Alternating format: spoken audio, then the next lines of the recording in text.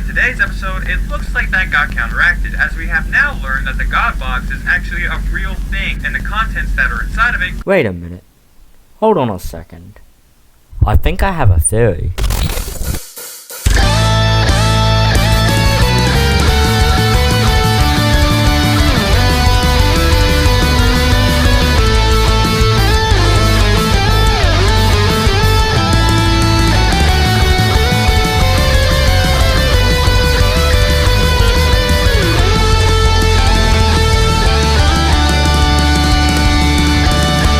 Hello internet, welcome back to the SMG4 Theorists, and today guys, I think I just solved the entire SMG4 lore. That's right, back to the very start of SMG4 to uncover character origins, undiscovered plot points, and even the secret to the SMG4 universe. Essentially, a theory which explains the complete story of SMG4 and how it originated from the very beginning to the time we are now.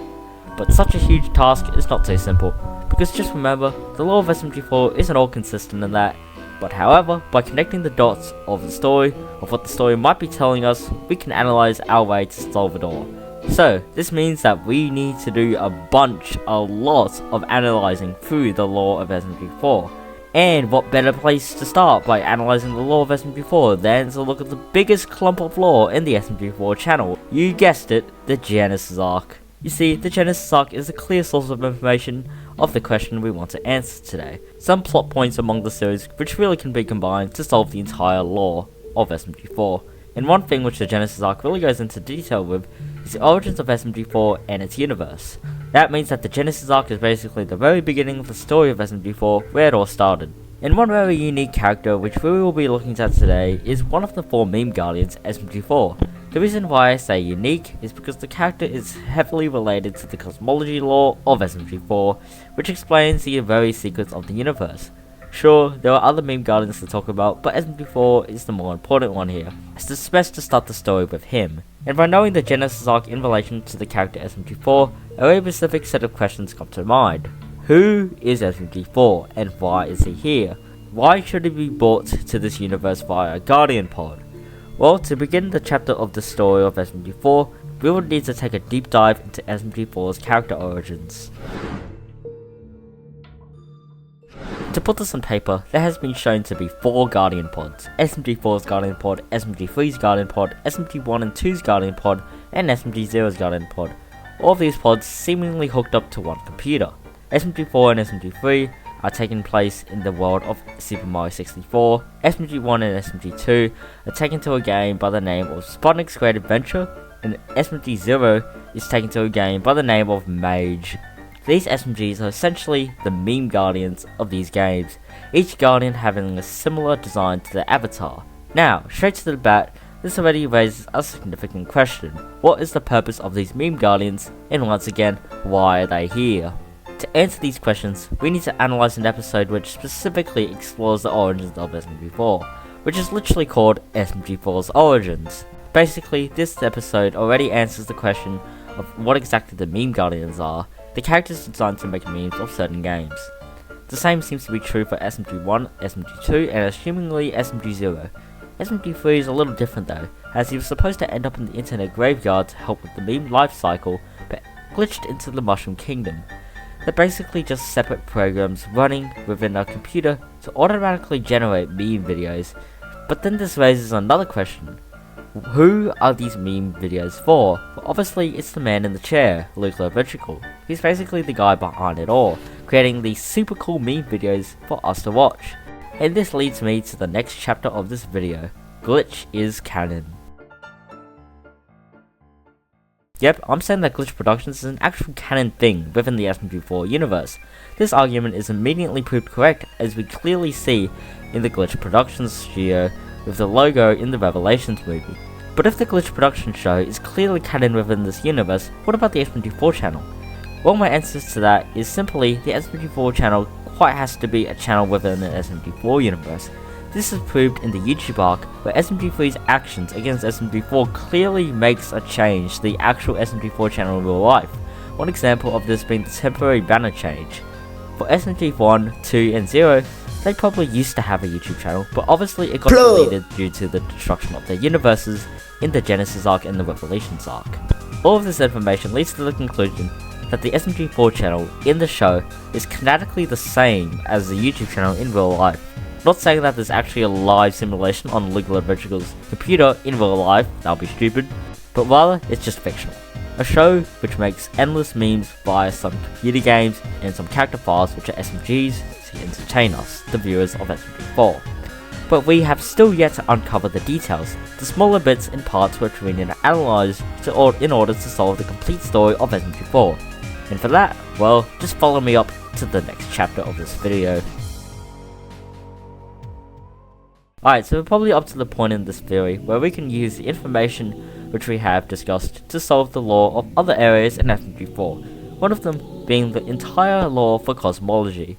And one of the biggest plot points in the cosmology lore comes down to the universe manipulating object itself, the God Box. Now, the God Box in SMG4 is quite interesting, as it is home to the collapsed universe which once existed within Link's computer, meaning that there used to be pre-existing universes which existed before the 4 meme guardians. We even get a scene of the man himself, Luke Levitrical, describing the God Box as broken PC stuff. Kev? Why is there an ominous red light coming from my box of broken PC stuff? Which is most likely him referring to the game cartridges, which have now been corrupted and stored in the box. These broken game cartridges / universe within the God Box make up something called anti-meme energy. Anti-meme energy is essentially the polar opposite of meme energy, and it is when meme energy goes beyond the state of corruption and becomes anti-memes. This implies that these corrupted universes within the God Box also contain memes, which of course have been turned into anti-memes as they have been corrupted. However, anti-meme energy seems to be extremely dangerous, and is shown to have unstable power which could lead to universe-ending effects. And this is exactly what happens in the Cosmology Saga. You see, when SMG0 attempts to use the God Box to resolve the presence of the corrupted memes within his universe, the God Box essentially used its anti-meme energy to create Niles, who is described to be a meme guardian turned virus. This is because anti-meme energy is essentially the definition of unlimited power, as shown from how SMG4 and SMG3 turn greedy for power when they attempt using anti-meme energy. In effect, this causes Niles to envy a perfect universe, despite resolving the corrupted meme problem by creating the Internet Graveyard. This here is the entire cause to the destructive events of both the Genesis arc and the Revelations arc. The events of the Niles attempting to take over other universes and their avatars in order to create the perfect universe. Basically, the God Box is a huge dump of corrupted universe, which have brought huge conflict to the universe of the Meme Guardians, ultimately acting as the cause of the whole chaos which took place in the Cosmology Saga. Well, now that out of the way, you might be thinking, what am I trying to conclude in this theory? I mean, all I've stated so far is just various plot points in the lore of SMG4, but I haven't really tied them together. Well, my friends, this is the part of the video where we solve the secrets of the universe and the ultimate meaning behind SMG4. Let me make it straightforward. This is Luke Levitrical's computer, the computer he uses to make videos, or more importantly, the home of the Super Meme Guardians. Within his computer, he has these little games which he calls universes. For example, there's Mage, Sputnik's Great Adventure, and Super Mario 64. Now, these games or universes are each used to make meme videos for Luke Levitrical, and for that, he uses Super Meme Guardians to make funny meme videos within those universes. And with that, you can basically make the conclusion that the characters in the SMG4 show are all living in a lie, and are just trapped in a simulation. But I'm pretty sure they won't care if you tell them that, judging by the fact that the cast seems to already be aware of the whole cosmology thing, and thus knowing that they're trapped in a simulation. And yes, of course, out of all 3 of these games within the computer, 2 of them were destroyed, leaving only the SMG4 universe to stay. And that's what leaves us to the present time, where SMG4 still continues making videos to this day. And that, my friends, is a proof to show how simple the SMG4 lore is. Man, I did not have to even go through 3 chapters just to explain this singular conclusion, which is just a huge waste of my time. What am I doing? With all jokes aside, what I'm trying to say here is that the SMG4 lore is surprisingly not that deep as it seems, and I think the real reason why most people find it tricky to solve the lore is because of the inconsistency of the show. But of course, by not taking the lore literally, and rather trying to interpret what the show tries to tell the audience, we took it step by step to solve the law of SMG4. And that's not it, my friends. There's still so much we can theorize about SMG4, such as the position arc and a lot more, by using the space law of SMG4. And this is what I find really interesting about shows like SMG4, as it allows creators like Luke and Kevin to utilize unlimited world building to their show. But hey, that's just a theory, an SMG4 theory. Thanks for watching.